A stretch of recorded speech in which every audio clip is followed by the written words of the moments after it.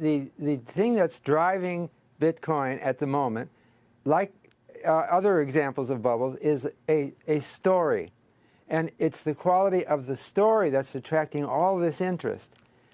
And it's not necessarily sustainable. What is the story? Satoshi Nakamoto had this brilliant paper and then disappears. Where is this guy?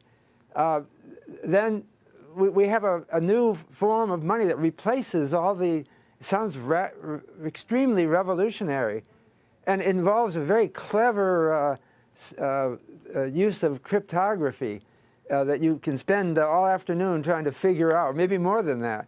So the story has inspired young people and active people, and that's what's driving the market. It's not fundamentals. It's not like this is a fundamentally important thing, this Bitcoin. Well, so Professor Serler, that's where I would disagree with you. This actually is a profound revolution in the world. What Bitcoin and blockchain, the underlying technology, is able to do is disintermediate a huge swath of financial services. So whether it's Bitcoin, I have no idea if it's going to be Bitcoin. I'm reminded of the days when Yahoo and Netscape were the search engine and Google wasn't even invented. But this is a technological change, just like the internet was. So my question for you is, you famously called for the housing bubble in 2003. It took 4 years early on that. Very well done on that. But what I'm asking now is this Bitcoin bubble, is it a bubble that's ready to burst? Because everybody gets scared when you say the word bubble. Or is it a bubble that's ready to expand? See, for me, the word bubble is a little bit unfortunate because it suggests that a bubble bursts and then it's gone forever. But that's not the way real financial bubbles occur. In fact, Peter Garber, in his book Famous First Bubbles 20 years ago, pointed out that the tulip mania isn't dead yet.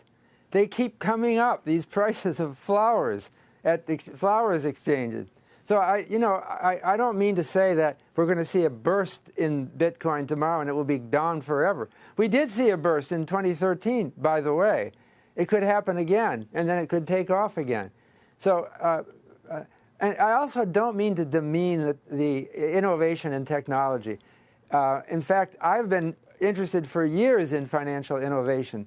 I just don't, it seems to me that the enthusiasm for Bitcoin is a little bit out of proportion to its immediate application. Maybe in the future there will be some great application of this cryptocurrencies, but not at this point. It's a little bit. In fact, I think I saw in one of your papers, you said it has aspects of a bubble. Didn't you say that some time ago? In fact, I wrote it in my book in 2014, that it has all the things that, and I agree with you. I read your speech that you gave to the Nobel Prize Committee, and your definition of a bubble, I think there are seeds there. And there's no question there's part of this market that people are saying, hey, my buddy over here just made 10x on his money. I want to make 10x on his money.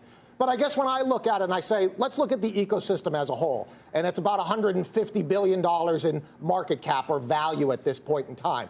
If indeed this is going to be the payment system or the settlement system for a decentralized web, or it's going to take over e-commerce, then what I do know is that the price shouldn't, or the market cap shouldn't be in the billions, it's likely in the trillions. And worst case scenario, if all it ever becomes is digital gold, and it only can capture 5% of gold's market cap, then Bitcoin's price would be $25,000. So for me, on a risk-reward basis, I'll take that risk-reward. It's trading at $4,500, could go to $25,000. I'll take that all day long.